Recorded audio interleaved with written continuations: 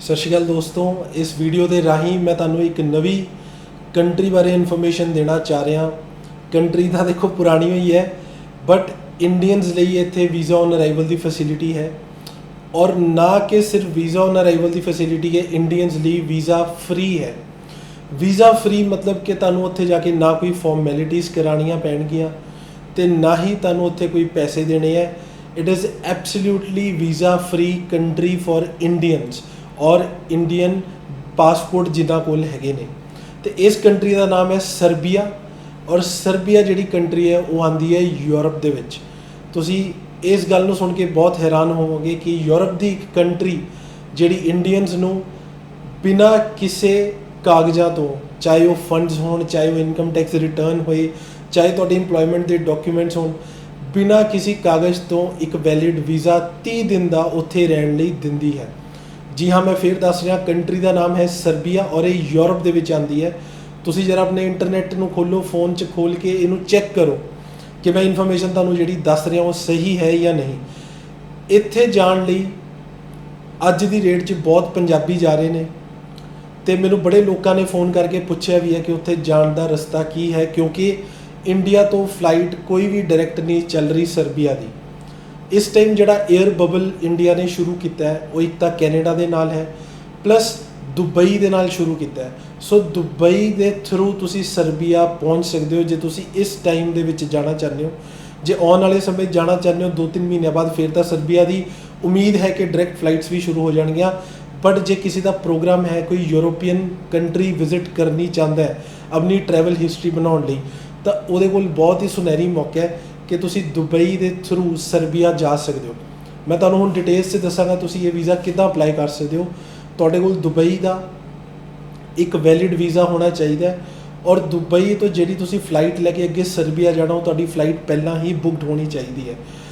या तुसी जे तुहाडे कोल 10 ईयर 10 ईयर का US का मल्टीपल एंट्री वीज़ा या शैनगन वीज़ा तुहाडे ऑलरेडी स्टैम्प्ड है तो दुबई का भी वीज़ा तुहानूं लवाउण की लोड़ नहीं है, क्योंकि उस बंदे नूं 3 दिनों का दुबई का ट्रांजिट वीज़ा भी ऑन अराइवल मिल जाता है। मैं फिर रिपीट कर रहा, जिहदे कोल 10 year multiple entry visa US का या शैनगन वीज़ा ऑलरेडी लग्या होया पासपोर्ट ते, उस बंदे नूं दुबई का वीज़ा ऑन अराइवल या 72 घंटे का ट्रांजिट वीज़ा भी बिना किसी मशक्कत तो मिल जाता है। इस टूर ते तुहानूं 2-3 चीज़ां ध्यान रखने वालियां ये है, क्योंकि तुसी मैं दुबई जिवें दस्सिया कि बाहर नहीं निकलना, तुसी एयरपोर्ट ते लैंड करके दुबई एग्जिट नहीं करना, तुसी ट्रांजिट करना है। एग्जिट करन दा ये मतलब है कि मैं दुबई की भी स्टैंप लवा ली और मैं दुबई शहर च घूम रहा या UAE शहर च घूम रहा। लेकिन ट्रांजिट का ये मतलब होंदा कि मैं उत्थे पहुँच के अगली फ्लाइट तो किसी होर कंट्री च चला गया। तो ट्रांजिट के दौरान तुसी दुबई की स्टैंप अपने वीज़ा ते अपने पासपोर्ट ते नहीं लवानी। सो इस करके तुसी इस चीज़ का ध्यान रखना है कि जिहड़ा तुसी लगेज नाल लेके जाओगे वो 8 किलो तो थल्ले होना चाहिए, ताकि वो लगेज तुसी अपने नाल कैबिन च कैरी कर सकते हो तो तुहानूं लगेज लैण लई एग्जिट नहीं करना पेगा। क्योंकि जदों भी असीं किसी फॉरेन कंट्री जाते हैं तो तुहानूं उत्थे इमीग्रेशन तो एग्जिट करके लगेज मिलता है, पर इस केस च असीं US की दुबई की इमीग्रेशन नहीं करानी, असी उत्थों एग्जिट नहीं होना। असी सिर्फ और सिर्फ 8 किलो बैग च समान लेके जाना है, क्योंकि दुबई तो असी ट्रांजिट करके सर्बिया की फ्लाइट ते अगे जा सकते हैं। बेलग्रेड सर्बिया की कैपिटल है, बेलग्रेड। सो बेलग्रेड एक बहुत ही सोहनी जगह है, घूमन लायक है। तुसी उत्थे बेलग्रेड जदों लैंड करोगे तुहानूं ऑन अराइवल तुहानूं 30 दिन का एक परमिट इशू हो जाता है, जिहदे दौरान तुसी 30 दिन उन्हां दी कंट्री दे विच रह सकते हो। But you have to make sure कि 29th डे ते तुसी वापस आना है। तो ये होर भी बहुत सारिया चीज़ां ने जिहड़ी मायने रखदी है, क्योंकि काफ़ी स्टूडेंट्स उत्थे ये सोच के चले जाते हैं कि असीं इदां ही वीज़ा लवा के चले जाएंगे तो सानूं एंट्री मिल जाएगी, पर बहुत सारे लोगों को उत्थों डिपोर्ट भी कर दिंदे हैं।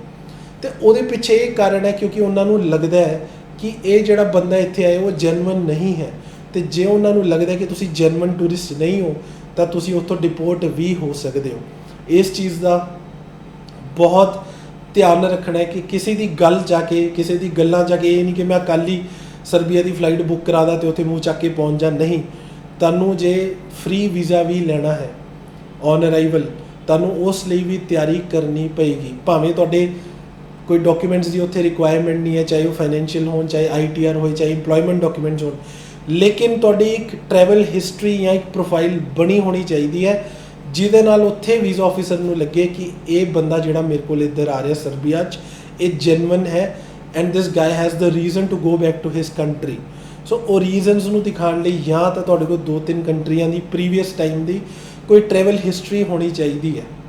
ਤੇ ਜੇ ਤੁਹਾਡੇ ਕੋਲ ਟਰੈਵਲ ਹਿਸਟਰੀ 2-3 ਕਿਸੇ ਵੀ ਕੰਟਰੀ ਦੀ ਆ, ਭਾਵੇਂ ਉਹ ਥਾਈਲੈਂਡ ਦੀ ਹੋਏ, ਭਾਵੇਂ ਉਹ ਸਿੰਗਾਪੁਰ ਦੀ ਹੋਏ, ਮਲੇਸ਼ੀਆ ਦੀ ਹੋਏ, ਵੀਅਤਨਾਮ ਦੀ ਹੋਏ, ਇੰਡੋਨੇਸ਼ੀਆ ਦੀ ਹੋਏ, ਦੁਬਈ ਦੀ ਹੋਏ, ਤੇ ਜੇ ਤੁਹਾਡੇ ਕੋਲ 2 ਕੰਟਰੀਆਂ ਦੀ ਟਰੈਵਲ ਹਿਸਟਰੀ ਪਿਛਲੇ 3-4 ਸਾਲ ਦੇ ਵਿੱਚ ਹੈ ਤਾਂ ਉੱਥੇ ਤੁਹਾਨੂੰ ਵੀਜ਼ਾ ਐਂਟਰੀ ਹੈ ਜਿਹੜੀ ਸਰਬੀਆ 'ਚ ਮਿਲ ਜਾਏਗੀ। ਇਸ ਤੋਂ ਇਲਾਵਾ ਜਿਹੜੀ ਹੋਰ ਚੀਜ਼ ਦਾ ਧਿਆਨ ਰੱਖਣਾ ਹੈ, ਇੱਕ proper hotel booking, return ticket ਤੁਹਾਡੇ ਕੋਲ ਹੋਣੀ ਚਾਹੀਦੀ ਹੈ, ਪਲੱਸ ਤੁਹਾਡੇ ਕੋਲ ਉੱਥੇ ਦਾ ਇੱਕ ਟੂਰ ਪੈਕੇਜ ਹੋਣਾ ਚਾਹੀਦਾ ਤਾਂ ਕਿ ਉਹਨਾਂ ਨੂੰ ਸ਼ੋਰਿਟੀ ਹੋਏ ਕਿ ਇਹ ਬੰਦਾ ਇੱਥੇ ਘੁੰਮਣ ਆ ਰਿਹਾ। ਤੇ ਜੇ ਤੁਸੀਂ ਕੋਈ ਵੀ ਅਸਿਸਟੈਂਸ ਚਾਹੁੰਦੇ ਹੋ ਟਿਕਟ ਬੁੱਕ ਕਰਾਉਣ ਦੀ ਜਾਂ ਟੂਰਿਸਟ ਪੈਕੇਜ ਬੁੱਕ ਕਰਨ ਦੀ, ਜਾਂ ਤੁਸੀਂ ਰਿਟਰਨ ਟਿਕਟਸ ਜੋ ਵੀ ਤੁਸੀਂ ਕਾਗਜ਼ਾਂ ਦੀ ਤਿਆਰੀ ਕਰਨੀ ਹੈ, ਉਹਦੇ ਲਈ ਤੁਸੀਂ ਸਾਨੂੰ ਕਾਲ ਕਰ ਸਕਦੇ ਹੋ, ਸਾਡੇ ਕੋਲ ਆਫਿਸ ਆ ਕੇ ਸਾਨੂੰ ਮਿਲ ਸਕਦੇ ਹੋ। ਇਸ ਬਾਰੇ ਹੋਰ ਵੀ ਕੋਈ ਜਾਣਕਾਰੀ ਤੁਹਾਡੇ ਮਨ 'ਚ ਹੈ, ਕੋਸ਼ਿਸ਼ ਕਰਾਂਗਾ ਮੈਂ ਉਹਨਾਂ ਦੇ ਜਵਾਬ ਦੇਣ ਦੀ। ਤੁਸੀਂ ਕਮੈਂਟ ਸੈਕਸ਼ਨ 'ਚ ਮੈਨੂੰ ਸਵਾਲ ਪੁੱਛ ਸਕਦੇ ਹੋ ਤੇ ਉਮੀਦ ਕਰਦਾ ਕਿ ਤੁਹਾਨੂੰ ਸਰਬੀਆ ਬਾਰੇ ਕੁਛ ਨਾ ਕੁਛ ਸਮਝ ਆਇਆ। ਬਾਕੀ ਇੰਟਰਨੈਟ ਤੁਹਾਡੇ ਕੋਲ ਹੈ, ਫੋਨ ਤੁਹਾਡੀ ਜੇਬ 'ਚ ਹੈ, ਤੇ ਇੱਕ ਵਾਰੀ ਜਾ ਕੇ ਇਸ ਕੰਟਰੀ ਬਾਰੇ ਰਿਸਰਚ ਕਰੋ। ਪਰ ਫ੍ਰੀ ਐਂਟਰੀ ਇੰਡੀਅਨਸ ਲਈ ਇਹ ਮਤਲਬ ਨਹੀਂ ਹੈ ਕਿ ਹਰੇਕ ਬੰਦੇ ਨੂੰ ਉੱਥੇ ਵੀਜ਼ਾ ਮਿਲੇਗਾ। ਵੀਜ਼ਾ ਸਿਰਫ ਉਹਨੂੰ ਮਿਲੇਗਾ ਜਿਹੜਾ ਆਪਣੇ ਪੂਰੇ ਪੁਖਤਾ ਕਾਗਜ਼ ਨਾਲ ਲੈ ਕੇ ਜਾਏਗਾ, ਉਹ ਤਿਆਰੀ ਨਾਲ ਜਾਏਗਾ। ਤੇ ਕਾਗਜ਼ਾਂ ਦੀ ਜਾਣਕਾਰੀ ਜੇ ਤੁਸੀਂ ਹੋਰ ਚਾਹੁੰਦੇ ਹੋ, ਸਾਨੂੰ ਆ ਕੇ ਸਾਡੇ ਆਫਿਸ 'ਚ ਮਿਲ ਸਕਦੇ ਹੋ ਜਾਂ ਥੱਲੇ ਦਿੱਤੇ ਗਏ ਨੰਬਰ 'ਤੇ ਅੱਜ ਹੀ ਕਾਲ ਕਰਕੇ ਆਪਣੇ ਸਾਰੇ ਡਾਊਟਸ ਦੂਰ ਕਰੋ। ਸਤਿ ਸ਼੍ਰੀ ਅਕਾਲ।